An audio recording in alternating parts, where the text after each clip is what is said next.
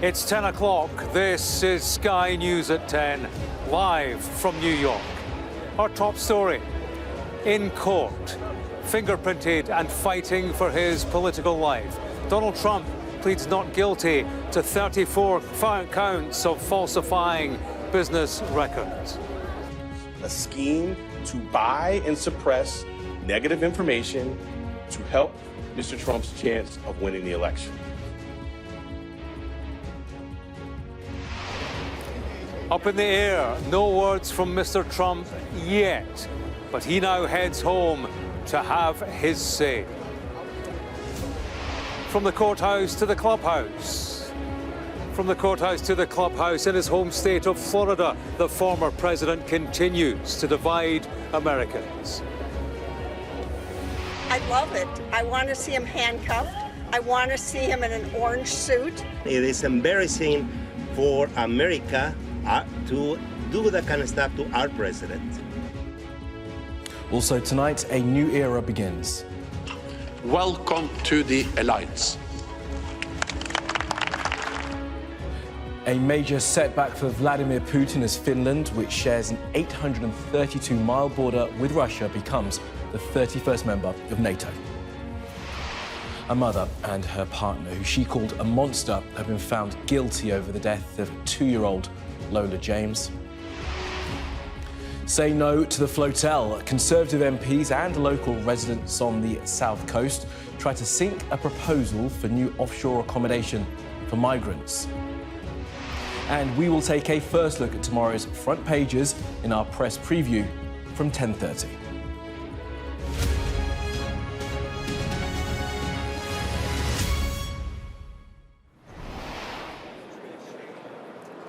Good evening from New York, where Donald Trump became the first current or former president to be charged with a crime, marking a new chapter in American history. He has pleaded not guilty to 34 felony counts of falsifying business records for his alleged role in hush money payments to 2 women towards the end of his 2016 electoral campaign. Out through his golden doors, Donald J. Trump. His body language, on the face of it, defiance. America's 45th president, but the first to face a moment like this. From every angle, history recorded. The convoy to bring a president from his penthouse to the dock. And so here it is, a journey begins. A president goes to court. And as the convoy headed south through Manhattan, he was, of course, online, this time with words that reflect the moment, well, perfectly. So surreal, he wrote from the car. Wow, they're going to arrest me. Can't believe this is happening in America. But so it did. 50 or so blocks south, a wave, and then steps into the history books, steps that no American president has taken before.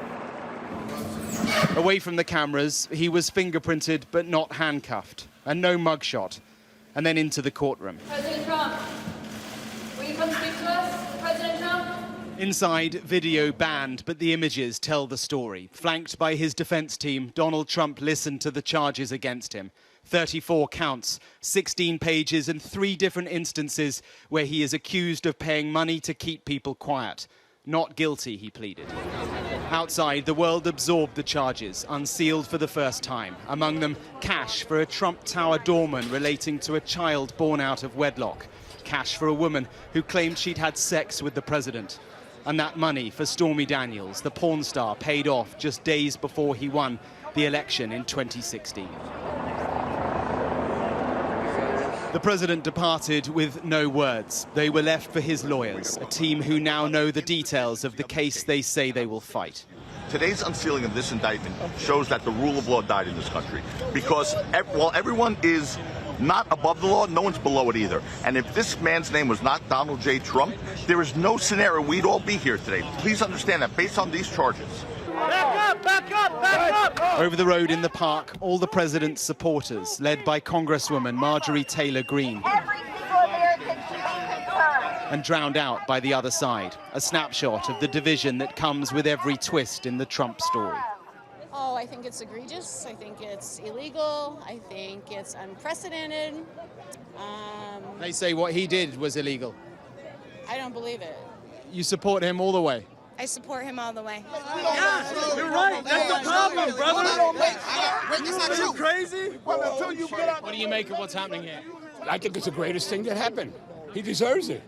It's about time this sucker got caught. I don't think the president's above the law, but I think that if you look at the evidence, President Trump did nothing wrong in this situation. This is a witch hunt. Thank you. Leading the establishment witch hunt, they allege, Alvin Bragg, the district attorney whose sights have always been on Mr. Trump. He had his moment. 34 false statements made to cover up other crimes. These are felony crimes in New York State, no matter who you are. We cannot and will not normalize serious criminal conduct. And so, with a day of history written and so much more to come, the former president, the man who could still be again, was off back to Florida and Mar-a-Lago. Mark Stone, Sky News in New York. Let's take a look now at some of the standout charges that were outlined today.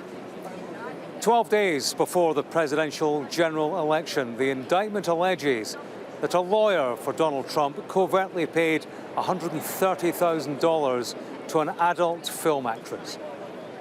After winning the election, Trump reimbursed that lawyer through a series of monthly checks. Trump orchestrated his catch and kill scheme through a series of payments that he then concealed through months of false business entries. He allegedly paid $30,000 to a former Trump Tower doorman who claimed to have a story about a child that Trump had out of wedlock. Allegedly, AMI, the country's largest tabloid publisher, whose chairman is a close ally of President Trump, paid $150,000 to a woman who alleged she had a sexual relationship with Donald Trump. Mark Stone, my colleague, is here with me now.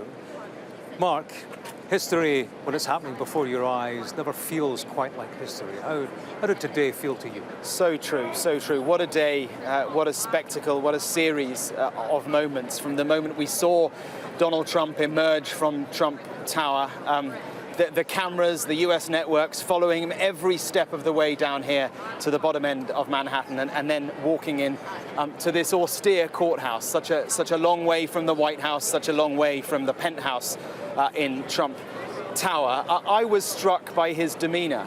This is a man who clearly wants to make a victim of himself. He is a man who can't resist appearing in front of the cameras, can't resist speaking. There were cameras in those corridors. You saw in my report, people tried to ask him to speak, to approach those cameras, but today, no. Today, he was downbeat, I thought, as he walked into that courtroom. The still photographs, they told 1,000 words, didn't they? And they will be the front pages of every newspaper around the world tomorrow. An extraordinary day, history made. The reluctant showman. It's not like him. Mark, thank you very much. Indeed. Well, Donald Trump may have been in a court today, but it's in the court of public opinion where his political future will perhaps be decided. Despite the ongoing controversy that has followed him since he left the White House, he remains many voters' top choice for the top job at the next presidential election. In the early hours of tomorrow morning, he will deliver remarks from his Florida base to rally his supporters and perhaps add to the millions of dollars already raised in contributions since the indictment was announced. From Florida, our US correspondent, Martha Kellner, now reports. It is famously Donald Trump's favourite pastime. But just a few miles from his front door, opinions on the fairways are fiercely divided on his indictment. What does it make you think that a former president is charged with a crime? I love it. I want to see him handcuffed. I want to see him in an orange suit. I think he deserves everything he gets. Sue and her girlfriends remember a time when Trump running for president was treated as a joke here. Almost a decade on, he's in the dock. He's a crook, he's a thief. We knew that before he ever got in office, but people voted him in, and he still has followers. And I would say that even if he ran for president, there's a good chance he could still get in. Plenty of people here would still vote for Donald Trump in 2024 if he gets the Republican nomination. Clubhouse manager and snack bar attendant Tony the Tiger Lopez came to the US from Mexico 43 years ago. Donald Trump became the best president ever in the United States, and it is embarrassing for America to do that kind of stuff to our president. So the fact that he's being charged with a serious crime doesn't affect the way you think about him? I believe it's political. I may not vote for Donald Trump. Lon voted for Trump in 2020, but might look elsewhere next time. But still, he thinks the criminal charges against him are politically motivated. They're just looking to put some incidents out there, and if they stick, fine. If they don't, they don't have anything to lose because their names aren't being dragged through the mud. Even as his fingerprints are being taken, Trump is collecting millions of dollars in donations from his loyal base. Polls show he is still the driving force in the Republican Party. I have friends that, if they had him on video shooting somebody and killing somebody, they would still support him. The round of golf continues. So too does the drama, division and debate which, as ever, surrounds Donald Trump. Martha Kellner, Sky News, Florida.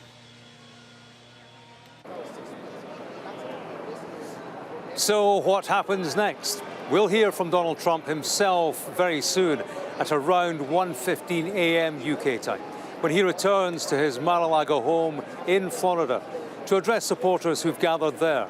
We'll bring you that live here on Sky News. His next court appearance is scheduled for December the 4th, with any trial likely to start in January next year. However, Trump's lawyers say they expect to file motions to the court to dismiss the case outright. They have 45 days to do so. But this case isn't his only legal worry. There are separate criminal probes into claims he unlawfully tried to overturn his 2020 election defeat. In Georgia, that was indeed, and over his handling of classified documents after leaving office.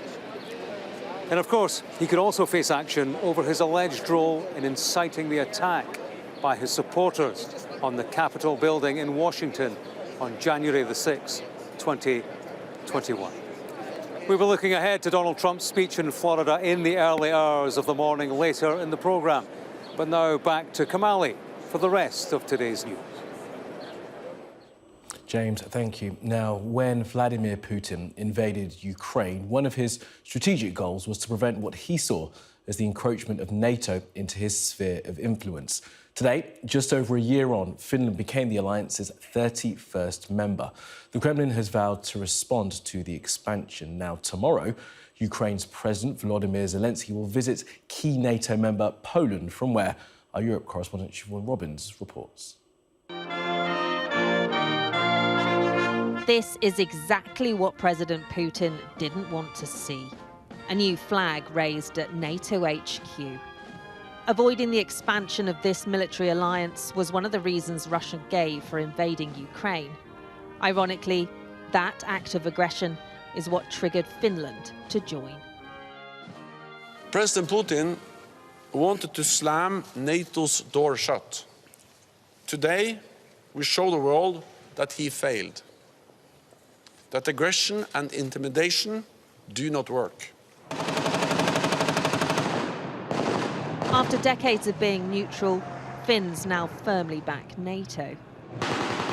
With a strong, capable military, Finland's new membership packs a punch.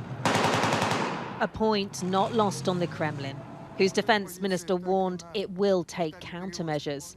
Finland's membership will create a risk of expanding the conflict, he said, but won't affect the outcome of the special operation. And it's easy to see why Russia is worried. All of these countries are already in NATO, and if you add Finland, you basically double the NATO border with Russia and reinforce this eastern flank. Add Sweden, which is currently being blocked by Turkey, and you can hold the Baltic Sea. Like many on the Eastern Front, Poland bears the scars of Soviet atrocities. Here they say Finland's membership makes all of its NATO neighbours safer, a major blow to Russia. So Finland joining NATO is a big step towards peace in Europe, because Finland joining NATO reduces the possibility of Russia attacking another European country. Now this alliance stands at 31. By the end of the year, it could be 32. Putin's aggression has only strengthened his enemy. Siobhan Robbins, Sky News, Poland. A mother and her partner have been found guilty over the death of a 2-year-old girl. Kyle Bevan, who is 31, was found guilty of murdering his partner's daughter, Lola James, in Haverfordwest. Lola's mother, Sinead James, was found guilty of causing or allowing the toddler's death. Now, during the trial, Sinead James described Bevan as a monster who needs to rot in hell. Becky Johnson reports. Lola James had been a happy toddler until her mother's new partner moved in. Within weeks, Lola had unexplained bruises. Then, early one morning, he murdered her and filmed her as she lay dying of more than 100 injuries he'd inflicted. Kyle Bevan then woke Lola's mother and lied that the dog had knocked her down the stairs. She called an ambulance to their home in Haverfordwest in Pembrokeshire. Just to confirm, is she conscious? Is she conscious? I don't even know. Yeah, she's conscious. She's breathing She's and everything. conscious. Just sleeping. Can you go Okay. and sit with her, please? So does she wake up when you try and wake her? She like moves when I try to wake up. Her eyes are all swollen and all. Okay. I'm really scared. As Lola was rushed to hospital, Bevan repeated his lie about her falling to police. That's the only thing, I'll be honest, I feel partially responsible for is the fact that I was making a bowl of cereal when I was swimming.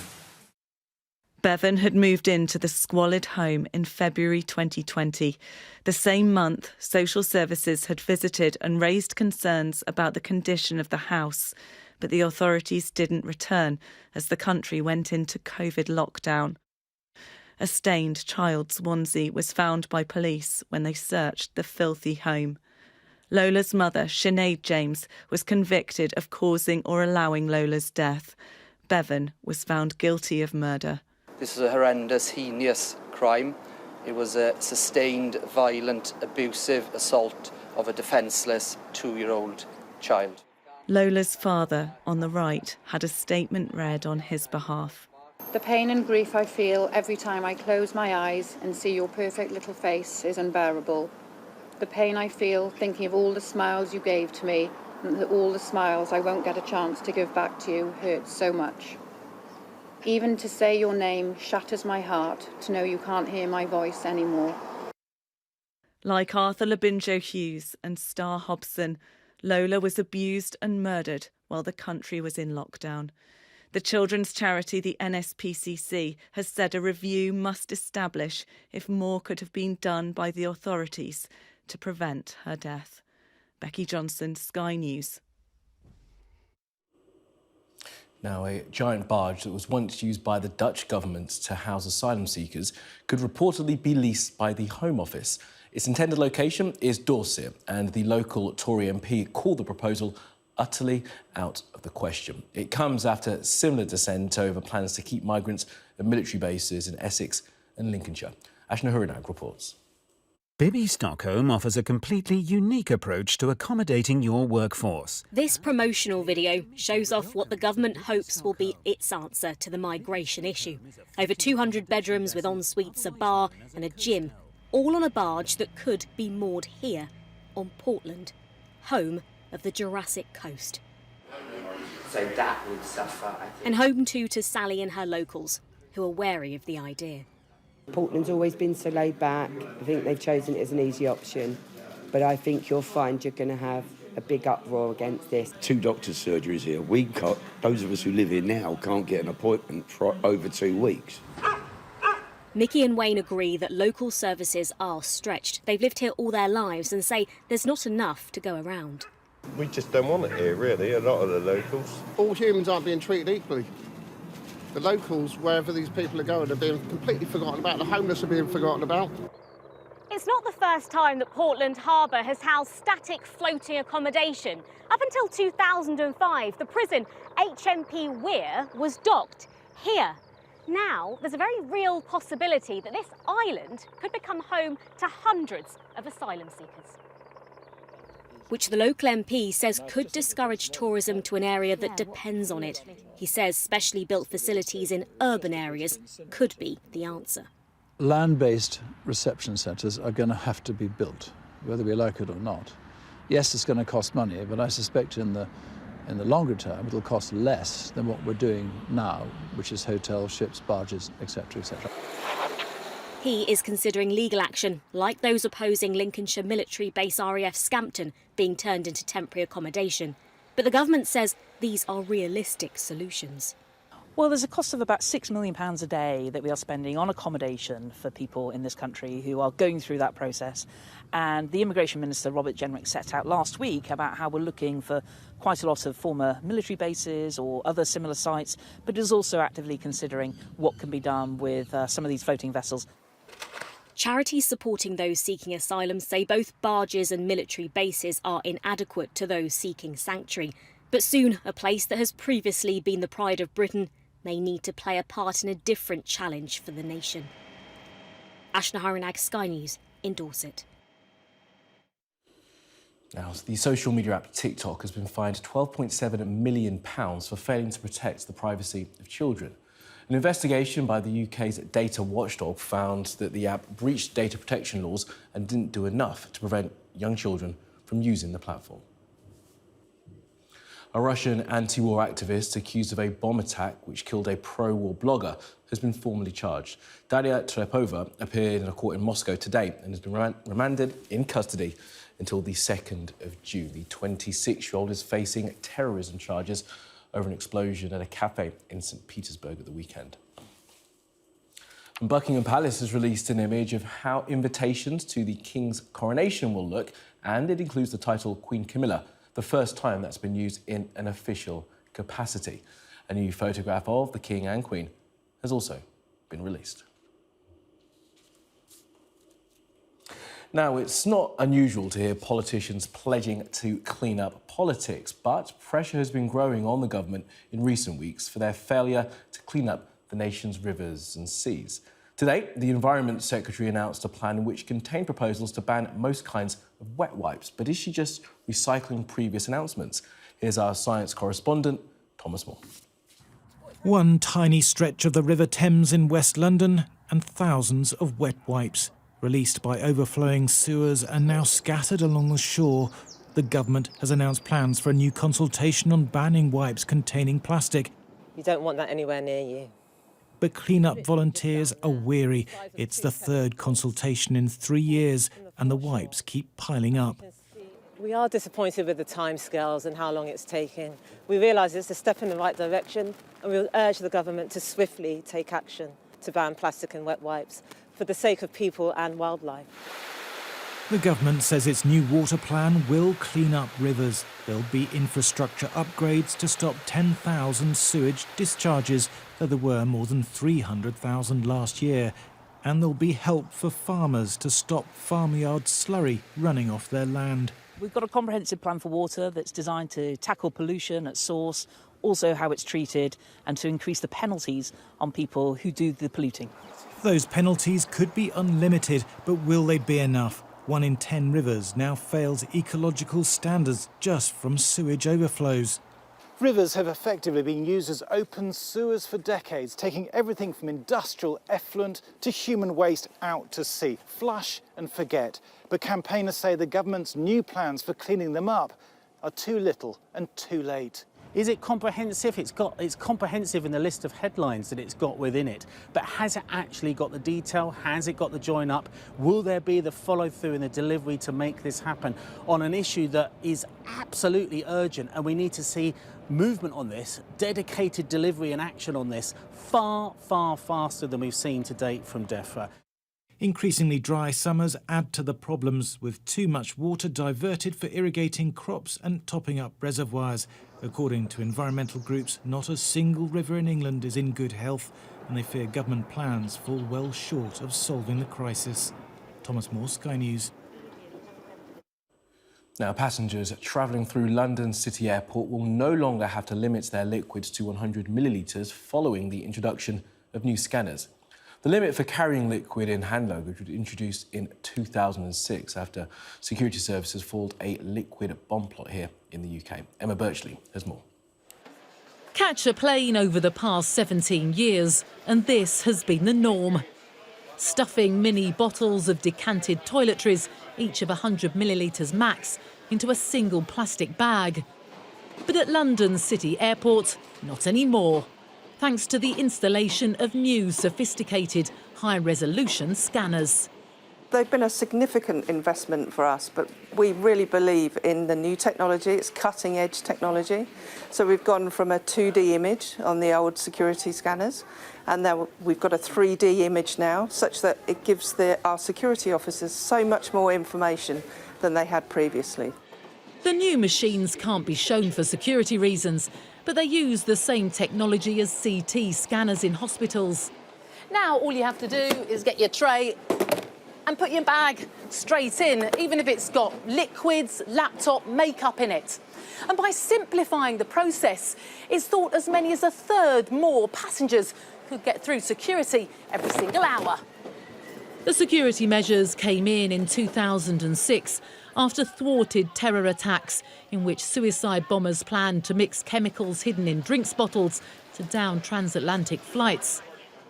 The new technology has been in use since last month at the smaller Teesside airport in northeast England.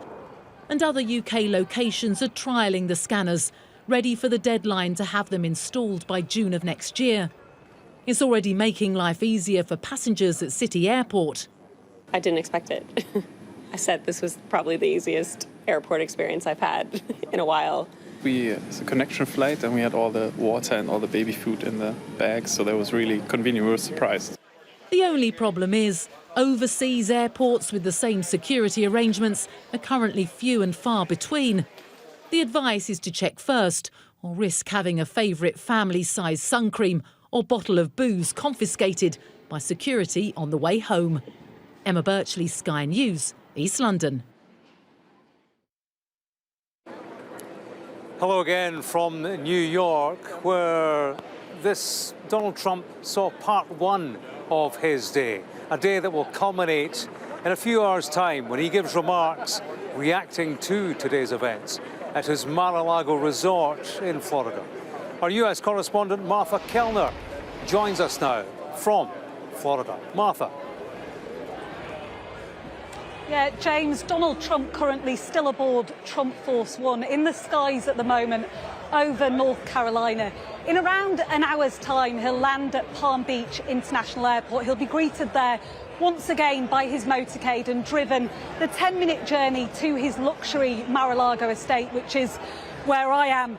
Trump will then have around 2 hours to freshen up, to have perhaps a final strategy meeting with his closest aides who have travelled with him from New York to Florida. We then expect around 8:15 p.m. local time Donald Trump to appear on the stage behind me. This is choreographed to strike the prime-time American broadcast news audience. This is the first time we'll have heard from Donald Trump since this indictment became public knowledge last Thursday. This is his opportunity to eke out some form of political advantage from this legal situation. Expect him once again to go on the attack. Expect him to attack the prosecutors responsible for bringing these charges. Expect him to frame these charges once again as politically motivated. Expect him too to mention what many are perceiving as significant weaknesses in this case. I think you can also expect to see on the gold seats behind me friends of Donald Trump, associates, perhaps fringe members of the Republican Party. And I think you can tell from the distance we are from the stage that any journalist, no journalist is likely to get a question to him. This will be a one-sided address, the next instalment, if you like, of the Donald Trump show. Martha, many thanks. That's all from New York for now, but it's not the last we see of Donald Trump here. The next hearing in this historic case is scheduled for the 4th of December. That's 2 months before the first Republican primary. Donald Trump is where the political and criminal processes meet.